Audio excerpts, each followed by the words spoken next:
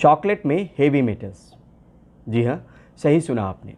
Heavy metals की मौजूदगी आपके बच्चे के चॉकलेट में, और ये एक शोध में अमेरिका में साबित हुआ है, और उससे तरह तरह के कॉम्प्लिकेशंस आपके बच्चे को हो सकते हैं अगर उस तरीके का चॉकलेट बाज़ार में मौजूद है तो। नमस्कार, मैं परिमल कुमार और किडोक्रेसी के इस प्लेटफॉर्म पे आप तमाम दर्शकों का बहुत बहुत स्वागत है। हेवी मेटल्स किसको कहते हैं? क्या क्या होता है हेवी मेटल्स? तादाद कितनी होती है?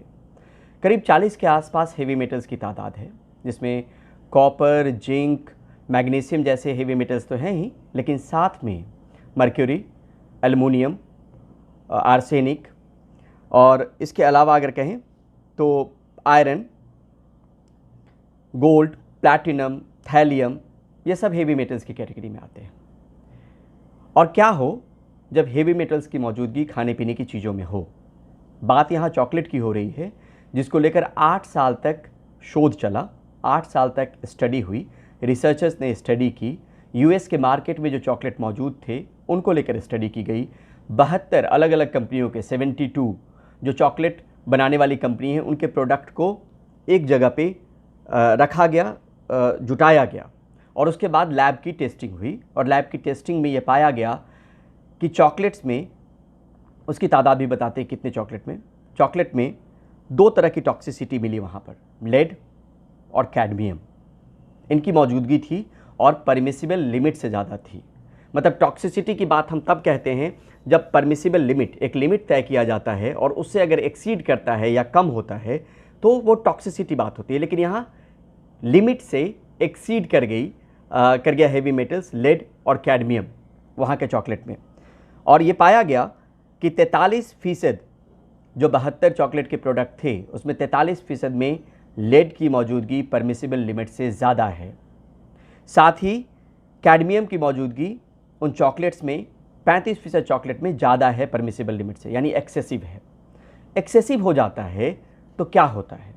WHO का आंकड़ा सीधे तौर पे कहता है कि लेड टॉक्सिसिटी, यानी लेड अगर ज़्यादा आप कंज्यूम कर रहे हैं किसी भी सोर्स के ज़रिए, तो उससे आपको डेवलपमेंटल इश्यूज़ हो सकते हैं, ब्रेन को लेकर प्रॉब्लम हो सकती है, नर्वस सिस्टम पे असर पड़ सकता है, किडनी और कार्डियोवास्कुलर प्रॉब्लम जो है उसके शिकार आपके बच्चे हो सकते हैं। ये लेड टॉक्सिसिटी की बात हो गई जो चॉकलेट में मिला।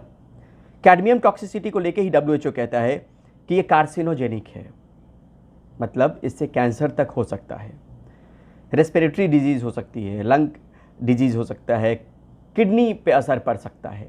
तो ये 2 हेवी मेटल्स को लेके मैंने चीज़ें बताई, एक लेड और दूसरा कैडमियम, जिसकी मौजूदगी अमेरिकन बाज़ार में मिल रहे चॉकलेट में मिली है। और ये कोई शोध बहुत पुराना नहीं है, जुलाई के महीने का है। ये स्टडी जो है कोको प्रोडक्ट्स से जो चॉकलेट बन रहे थे, ख़ासतौर पे डार्क चॉकलेट, उसको लेके की गई थी। और यहाँ पर जैसा मैंने पहले बताया 72 प्रोडक्ट को 8 साल के अंतराल में एक जगह पे उसको आइडेंटिफाई किया गया, रखा गया, और तब जाके लैब टेस्टिंग हुई।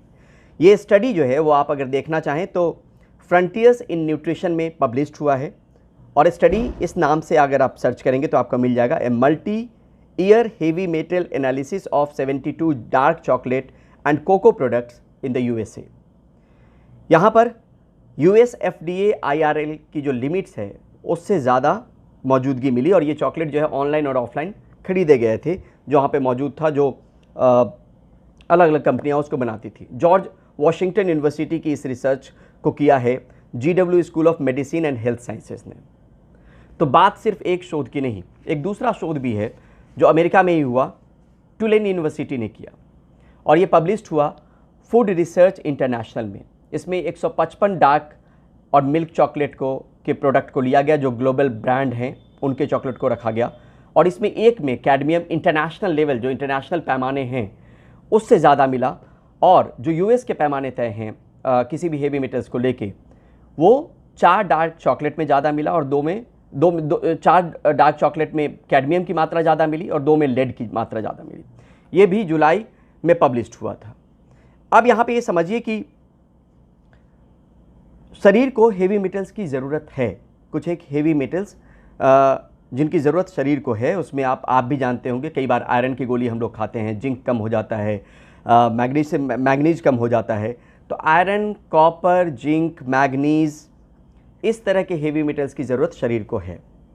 मरकरी, लेड, या आप मान लें कि उसमें nickel, chromium, cadmium, vanadium, uranium, इसकी ज़रूरत नहीं है। लेकिन जो इन्वायरमेंटल एक्सपोजर है या जो प्रोडक्ट हम कंज्यूम कर रहे हैं उसके ज़रिए मुमकिन है कि आपके बच्चों के शरीर में दाखिल हो रहा हो। ये स्टडी सिर्फ यूएस को लेकर की गई है, यूएस में जो प्रोडक्ट मौजूद हैं उसको लेकर की गई है। हमने इससे पहले देखा था कि मसालों को लेकर सवाल उठे थे, उसमें बहुत सारी चीज़ें ऐसी थी जो नहीं होनी चाहिए थी। हमने देखा था कि अलग अलग ब्रांड के मसाले थे और वो विदेश से खबर आई थी। तब जाके जो भारत में इसको मॉनिटर करने वाली संस्था है फसाई, food and safety standards authority of India, उसने अपनी मुहिम तेज की थी। तो हमारे देश में कुछ इस तरह के शोध नहीं हो रहे हैं। हमें नहीं पता है कि कहाँ कहाँ पे किस किस प्रोडक्ट में हेवी मेटल्स की मौजूदगी परमिसिबल लिमिट से ज़्यादा है, क्योंकि फसाई ही वो ऑर्गेनाइजेशन है जो हेल्थ मिनिस्ट्री के अंदर में है और ये तय करती है कि खाने पीने की चीज़ों में हेवी मेटल्स को लेकर परमिसिबल लिमिट क्या क्या होने चाहिए। और ये पता कैसे चलेगा? जब तक हम टेस्टिंग नहीं करेंगे, जब तक हम प्रोडक्ट उठाएंगे नहीं और उसकी टेस्ट नहीं करवाएंगे, तब तक ये जानकारी नहीं मिलेगी। हालांकि एम्स का एक लैब है जो बहुत 4 साल से ये काम कर रहा है, एम्स का लैब, और एकमात्र लैब है देश का जहाँ पे 200 के आसपास हेवी मेटल्स और ऑर्गेनिक कंपाउंड अगर शरीर में मौजूद हैं तो वो उनकी टेस्टिंग की जाती है। लेकिन बाजार से आप प्रोडक्ट लेके जाएंगे तो उनकी टेस्टिंग की गुंजाइश नहीं है। लेकिन जो मरीज़ आते हैं, अगर उनको कोई टॉक्सिसिटी है हेवी मेटल से, तो उसकी जांच परख उस लैब के जरिए की जाती है। और इसकी कहानी भी आगे आपको बताएंगे कि क्यों इस लैब को इस्टेब्लिश किया गया था। लेकिन फ़िलहाल ये खबर ज़रूर है कि डार्क चॉकलेट में अगर हेवी मेटल्स की मौजूदगी है, जो हेवी मेटल्स शरीर को नुकसान पहुंचा सकते हैं, इसकी पुष्टि स्टडी में हुई है, लैब टेस्टिंग के बाद हुई है। तो ये लगा कि ये खबर कम से कम देनी चाहिए। भारत के बाज़ार को लेकर नहीं है ये खबर, लेकिन हमें नहीं पता कि जो प्रोडक्ट हम खा रहे हैं उसमें किस तरह से टॉक्सिसिटी होगी। लेकिन एक बात यहाँ पे ज़रूर मैं कहना चाहूँगा कि एक स्टोरी कुछ वक्त पहले मैंने की थी, करीब साल भर पहले, और उसमें एक पेशेंट के बच्चे को लेड टॉक्सिसिटी थी। लेड टॉक्सिसिटी यानी एक्सेसिव मात्रा में लेड की मौजूदगी शरीर में थी और उसको तरह तरह के कॉम्प्लिकेशंस हुए थे। बिहार के रहने वाले थे, एम्स में इलाज हुआ। जो इकोटॉक्सिकोलॉजी लैब है एम्स का, उसमें जांच के बाद पुष्टि हुई कि लेड टॉक्सिसिटी है। बहुत लंबे समय से इलाज अब भी चल रहा है, हालांकि सुधार है। तो इसमें ये समझना ज़रूरी है कि जो बाज़ार में चीज़ें मौजूद है वो कितनी पैमाने पे सही है हमें नहीं पता। क्या कोई स्टडी हमारे यहाँ हो रही है, उसकी जानकारी भी बहुत ज़्यादा नहीं है हमारे पास। लेकिन क्योंकि लगा कि चॉकलेट जिसको हम हमेशा खुशी के मौके पे या यूजुअली बाज़ार जाते हैं तो ख़रीदते हैं, तो उसमें जो शोध हुआ उसको लेकर, यूएस के बाज़ार को लेकर, यूएस के मार्केट को लेकर, यूएस में मौजूद चॉकलेट को लेकर, वो शोध भी आपसे साझा करना चाहिए। तो पेरेंट्स को इसकी भी जानकारी होनी चाहिए। भारतीय बाज़ारों को लेकर ये पुष्टि नहीं है कि इसमें यहाँ पर क्या कुछ उस तरह के ब्रांड हैं मौजूद या नहीं है।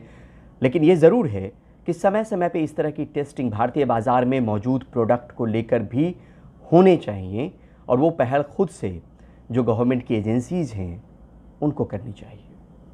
आज के लिए बस इतना ही, मिलते हैं जल्द ही एक नए वीडियो के साथ। तब तक के लिए बहुत बहुत शुक्रिया, बहुत बहुत धन्यवाद। लेकिन जाते जाते गुजारिश कि इस चैनल को सब्सक्राइब ज़रूर करें।